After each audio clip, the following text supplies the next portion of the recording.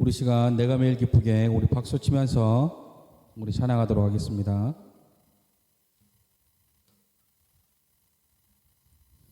찬양합니다.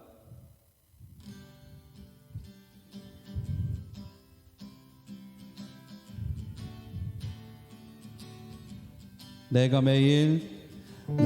매일 기쁘게 순례의 길 행함은 주의 팔이 나를 안보함이요 내가 주의 큰 복을 받는 참된 비결을 주의 영이 함께함이라 전에 죄에 빠져서 평안함이 없을 때 예수 십자가의 공로 힘입어 그 발 아래 엎드려 참된 평화 얻음을 주의 영이 함께함이라 성령이 계시네 할렐루야 함께하시네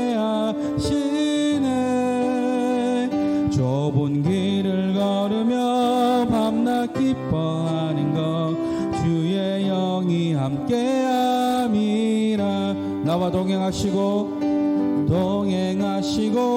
모든 염려하시니 나는 숲의 새와 같이 기쁘다 내가 기쁜 마음으로 주의 뜻을 행함은 주의 영이 함께함이라 계시네 할렐루야 함께하시네 좁은 길을 걸으며 밤낮 기뻐하는 것 주의 영이 함께함이 세상 모든 욕망과 나의 모든 정욕은 십자가에 이미 몫을 박았네 어두운 밤이 지나고 무거운 짐 벗으니 주의 영이 함께함이라 성령이 계시네 할렐루야 함께하시네 좁은 길을 걸으며 밤낮 기뻐하는 것 주의 영이 함께함이 성령이 계시네 할렐루야 함께하시네 좁은 길을 걸으며 밤낮 기뻐하는 것 주의 영이 함께함이라 성령이 계시네 할렐루야 함께하시네 좁은 길을 걸으며 밤낮 기뻐하는 것 주의 영이 함께함이라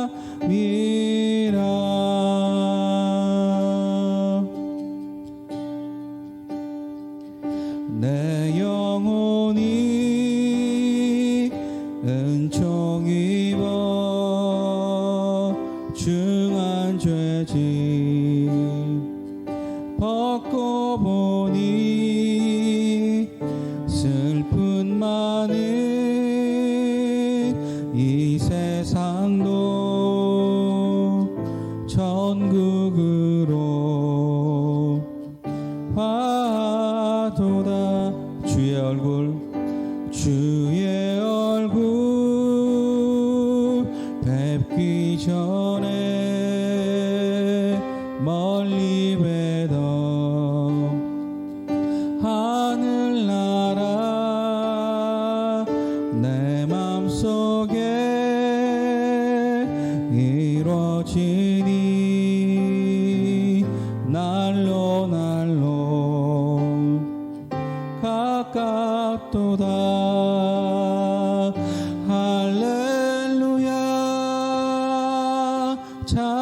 찬양하세 내 모든 죄 사함받고 주 예수와 동행하니 그 어디나 하늘나라 높은 산이 거친 들이 조막이나 궁궐이나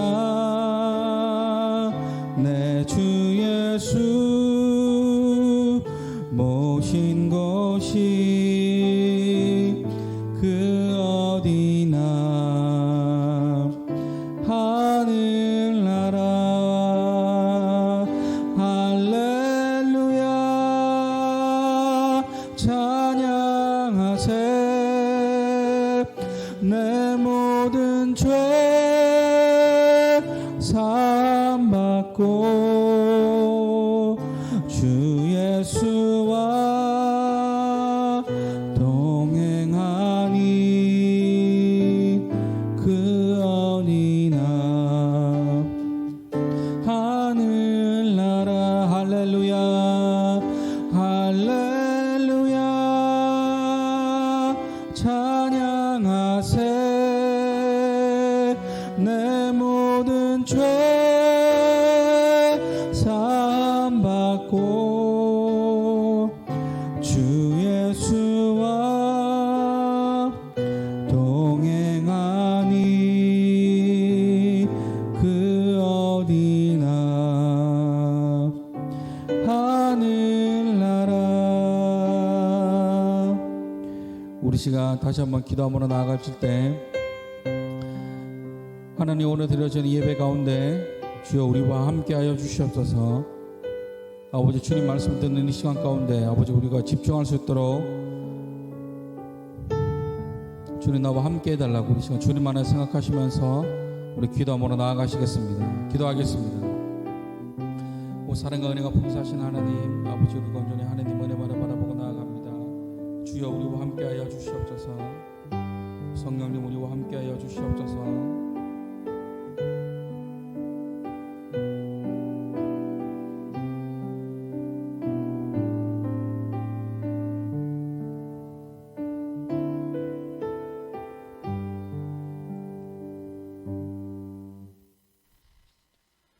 감사하며 예수님 이름으로 기도드렸습니다.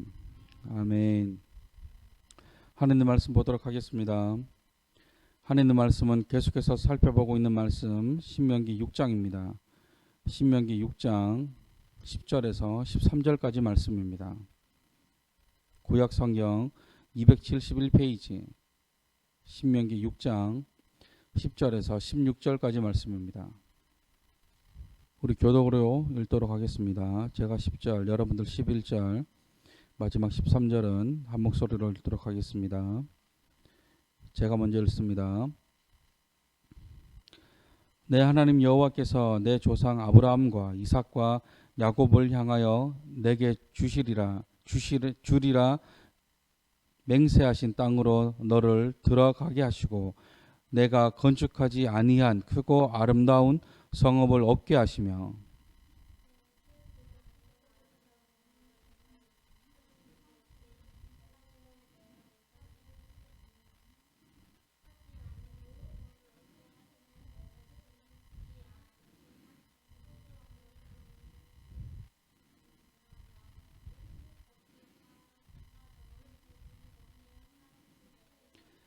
너는 조심하여 너를 애굽 땅 종되었던 집에서 인도하여 내신 여호와를 잊지 말고 내 하나님 여호와를 경외하며 그를 섬기며 그의 이름으로 맹세할 것이니라.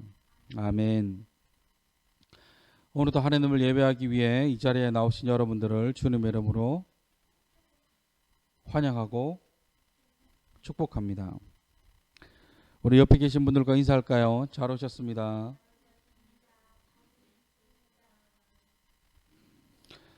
오늘은 그럴 줄 알았다라는 제목으로 말씀을 나누어 보기를 원합니다.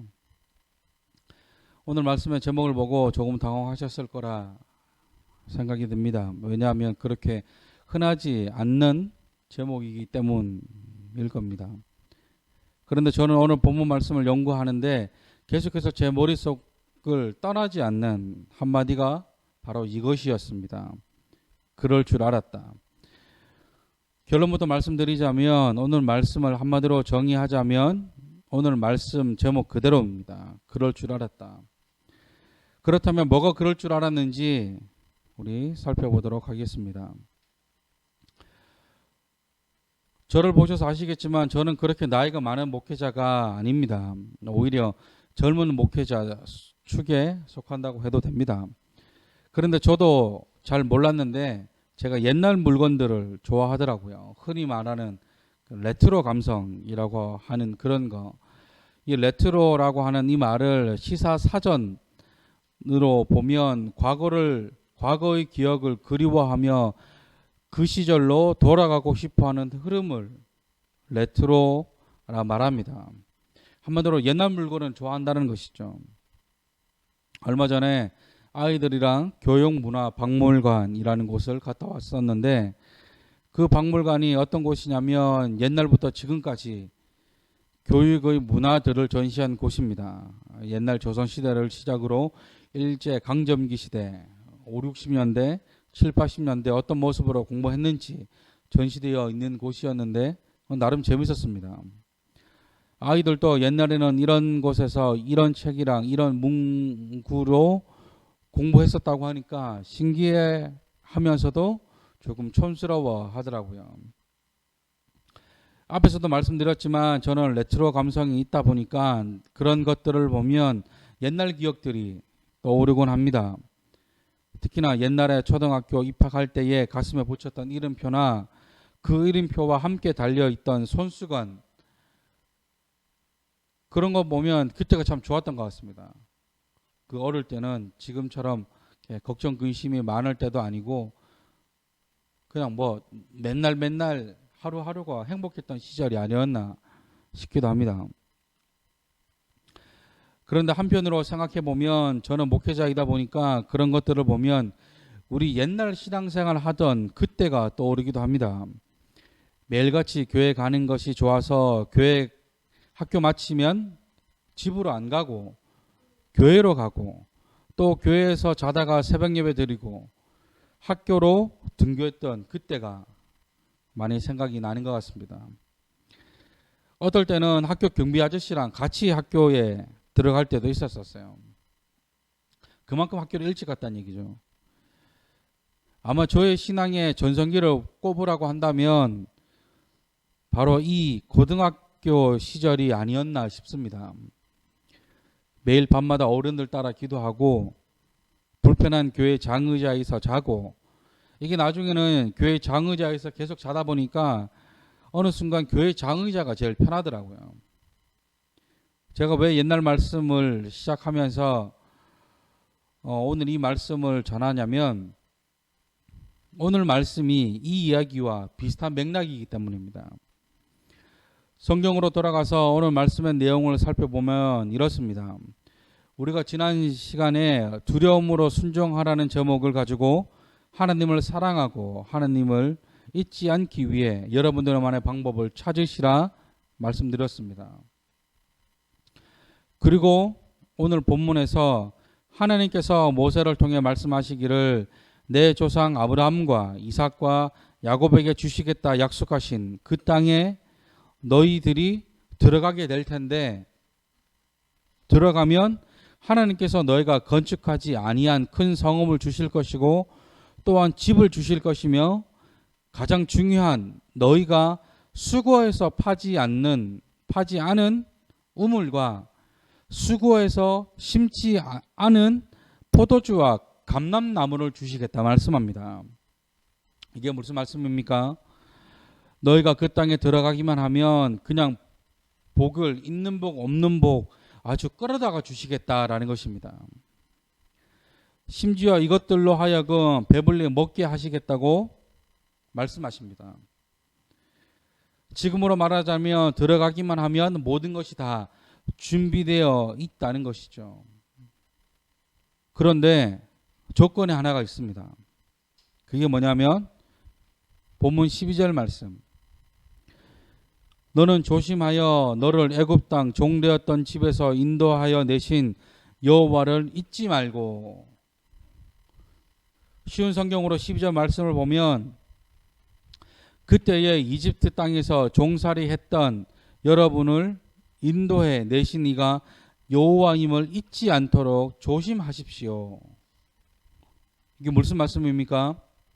하나님을 잊지 말라고 말씀하시는 것입니다. 어떤 하나님이요? 애굽 땅 종되었던 너희를 인도하신 분은 하나님이라는 사실입니다. 정리하자면 너희를 애굽 땅에서 인도하여 약속의 땅으로 인도하신 분, 그리고 그 약속의 땅에서 너희가 짓지 않은 성읍과 집, 심지 않은 포도원과 감람나무를 주시는 분이 하나님이라는 사실을 잊지 말라는 것입니다. 지금 저와 여러분들이 이렇게까지 살게 된 것은 모든 것이 다 하나님의 은혜라는 사실을 잊지 말라는 것이죠. 그런데 이스라엘은 어떻습니까? 하나님을 잊지 않았습니까? 아니죠. 하나님을 잊어버리고 맙니다. 이게 무슨 말씀입니까?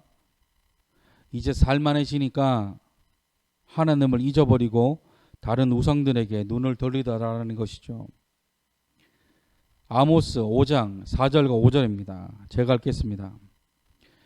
여호와께서 이스라엘 족속에게 이와 같이 말씀하시기를 너희는 나를 찾으라. 그리하면 살리라. 베델을 찾지 말며 길갈로 들어가지 말며 브엘세바로도 나아가지 말라. 길갈은 반드시 사로잡히겠고 베델은 비참하게 될 것임이라 하셨나니. 이 아모스 5장 말씀에 세 지명이 등장합니다. 첫 번째는 베델입니다. 베델은 다 아시는 것처럼 야곱이 하나님을 만난 곳입니다. 야곱이 형 에서를 피해 삼촌 라반의 집으로 가던 도중에 광야 가운데서 잠을 자다 천사가 사람들의 기도의 제목을 가지고 사다리를 타고 하늘로 올라갔다 내려왔다 하는 모습을 보면서 하나님을 만나게 되는 곳이 베델이죠. 그래서 그곳에 제단을 쌓고 하나님을 예배했습니다. 그래서 그곳 이름을 베델이라 지었죠. 이 베델이라고 하는 이름의 뜻은 하나님의 집이라는 뜻입니다. 그리고 두 번째 지명인 길갈은 이스라엘 백성들이 요단강을 건너 가장 먼저 지친 곳이면서 여호수아가 요단강을 건너간 것에 대한 기념비와 감사를 세운 곳이 바로 길갈입니다. 그리고 광야 가운데서 그동안 베푸지 못했던 할례를 베푼 것도 바로 이 길갈입니다. 할례가 뭐냐면 이 사람들은 하나님의 백성이라는 증표를 몸에 새기는 겁니다. 그곳에 행한 곳이 길갈이라는 것이죠. 그리고 마지막으로 등장하는 브엘세바는 창세기에 우물이 있던 곳입니다. 또한 그곳은 아브라함과 제사장 아비멜렉이 언약을 맺은 곳이기도 합니다. 이 세 가지 공통점은 역사적으로 하나님과 관계가 깊은 장소이면서 역사적 의미가 깊은 곳입니다. 그런데 지금 아모스 선지자는 이 세 곳에 대하여 말하기를 찾지도 말고 들어가지도 말며 나아가지도 말라고 경고합니다. 왜요? 지금 베델과 길갈과 브엘세바는 하나님이 아닌 우상을 숭배하는 곳으로 변해버렸기 때문입니다. 지금 이곳에서는 하나님을 찾는 것이 아니라 우상을 찾고 있기 때문입니다. 이뿐만이 아닙니다. 이사야 1장 3절과 4절입니다. 제가 읽습니다. 소는 그 임자를 알고 나귀는 그 주인의 구유를 알건만은 이스라엘은 알지 못하고 나의 백성은 깨닫지 못하는도다 하셨도다. 슬프도다 범죄한 나라요 허물진 백성이요 행악의 종자요 행위가 부패한 자식이로다. 그들이 여호와를 버리며 이스라엘을 거룩하신 이를 만홀히 여겨 멀리하고 물러갔도다. 무슨 말씀입니까? 소도 주인을 알고 나귀도 주인을 아는데 너희 이스라엘은 주인도 못 알아본다는 겁니다. 쉽게 말해서 뭡니까? 이 짐승만도 못한 놈들아, 그런 뜻입니다. 지금 이 선지자인 아모스와 이사야는 같은 시기에 활동했던 선지자들입니다. 그리고 안타깝게도 지금 이들이 활동하고 있는 주전 8세기는 이스라엘이 가장 부강했던 시기입니다. 가장 부유했던 시기죠. 북이스라엘은 여로보암 2세로 인해 나라가 부강했고 남유다는 우시야 왕을 통해 나라가 부강했습니다. 그런데 이렇게 잘 살고 있는 이때, 이렇게 나라가 잘 살고 잘 먹고 살만해졌는데 정작 하나님은 선지자를 통해 말씀하시기는 말씀을 보면 부유한 사람들이 가난한 사람들의 것을 가져갔다거나 무섭게 이스라엘을 진노하시는 말씀들이 많습니다. 왜요? 이스라엘이 변해버렸기 때문입니다. 이제 제가 왜 오늘 말씀의 제목을 그럴 줄 알았다 라고 지었는지 아시겠죠? 이 그럴 줄 알았다 이 표현은 어떤 행동에 있어 하지 말라는 경고를 계속해서 들었지만 그 경고를 무시하다 사고가 났을 때 하는 표현입니다. 하지마, 하지 마라, 하지마, 위험해 라고 했는데 계속 그 행동을 하다 사고가 나면 뭐라고 합니까? 그렇죠. 그럴 줄 알았다. 주전 8세기에 하나님이 말씀하셨던 말씀이 바로 이 말씀이 아닐까 싶습니다. 분명 하나님께서는 신명기 말씀 때부터 너희가 잘 살게 되더라도 하나님을 잊어버려서는 안 된다. 하나님의 이름을 걸고 맹세해라. 하나님을 절대 잊어버려서는 안 된다는 말씀을 계속해서 하셨는데 결국 이스라엘은 하나님을 잊어버렸습니다. 다음 시간에는 이 그럴 줄 알았다 두 번째 시간을 전할 텐데 다음 주에 말씀을 조금만 예고편으로 말씀드리면 하나님을 잊어버렸습니다.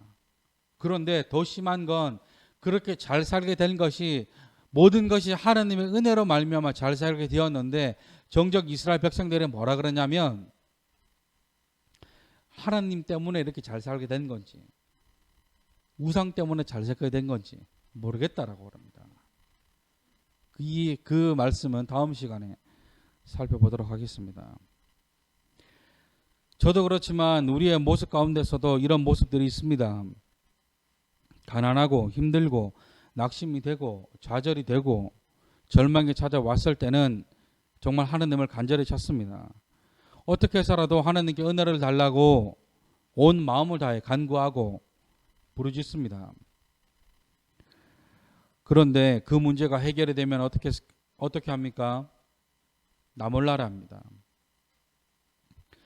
그러다 다시 어려움이 찾아오며 다시 하나님을 찾습니다. 그리고 하나님의 은혜로 그 문제가 해결이 되면 또 어떻게 합니까? 다시 나 몰라라 합니다. 예전에도 말씀드렸지만 어떤 집사님이 나오시지 않던 새벽 예배에 나오시는 겁니다. 그러다 며칠이 지나서는 다시 새벽 예배로 나오시지 않는 거죠. 그래서 궁금해서 집사님에게 물었습니다. 집사님 새벽 예배 때 뵀는데 요즘은 잘 못 뵈네요 라고 묻자 집사님이 하시는 말씀, 네, 기도했던 문제가 해결이 돼서 이제 새벽 예배 안 가요. 안타깝죠. 그런데 중요한 것은 이게 남의 이야기가 아니라 저와 여러분들의 이야기라는 것입니다. 하나님은 이미 우리가 이렇게 될 것을 아셨던 것 같아요. 이스라엘 백성이 하나님을 잊어버리고 다른 우상들에게 마음이 뺏길 것을 아셨기 때문에 오늘 이 말씀을 주신 것이 아닐까 싶습니다. 그래서인지 예전에 비해 지금 우리의 삶을 보면 비교조차 할 수 없을 만큼 잘 살고 있습니다. 예전 우리 믿음의 선배들이 사셨던 그때와 지금은 비교할 수 없을 만큼 우리는 많은 것들을 누리고 살아갑니다. 그런데 겉으로 보이는 환경과 형편은 나아졌을지 몰라도 예전만큼 하느님을 찾지 않는다는 사실을 부인할 수 없습니다. 이제는 철학 기도라든지 금식 기도라든지 부흥회나 말씀 사경회 이런 거 꿈도 못 꿉니다. 그러면 이렇게 말씀하시죠. 예전에 비해 지금은 많은 성도님들이 바빠서 부흥회 4박 5일이나 3박 4일 하기 어렵다고 말합니다. 그러면 예전에는 안 바빴습니까? 저는 이 모든 문제의 근원은 마음의 문제라 생각합니다. 우리의 마음이 예전 같지 않으니까 이런 문제들이 우리에게 부담으로 다가오는 것이죠. 핸드폰 1시간, 2시간 하는 건 아무렇지 않습니다.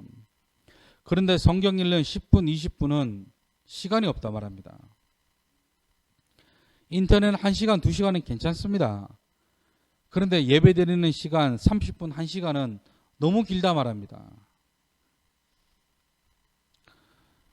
사랑하는 성도 여러분, 우리가 어떻게 하다가 이렇게 됐습니까? 하나님을 잊어버렸기 때문입니다. 이제 하나님이 부담스럽게 느껴졌기 때문입니다.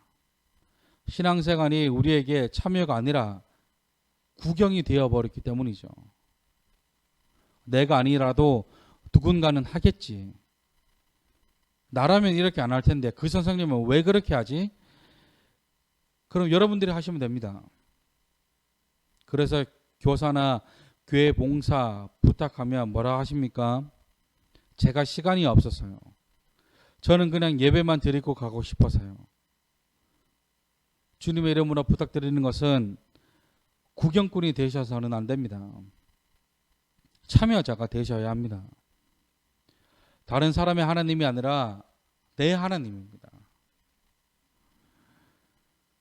그렇다면 어떻게 해야 합니까? 하나님을 경외하셔야 합니다. 속으로 또 같은 말씀을 한다고 생각하실 수 있는데 이 하나님을 경외해야 한다는 이 말씀은 자나깨나 불조심이랑 같은 말씀입니다.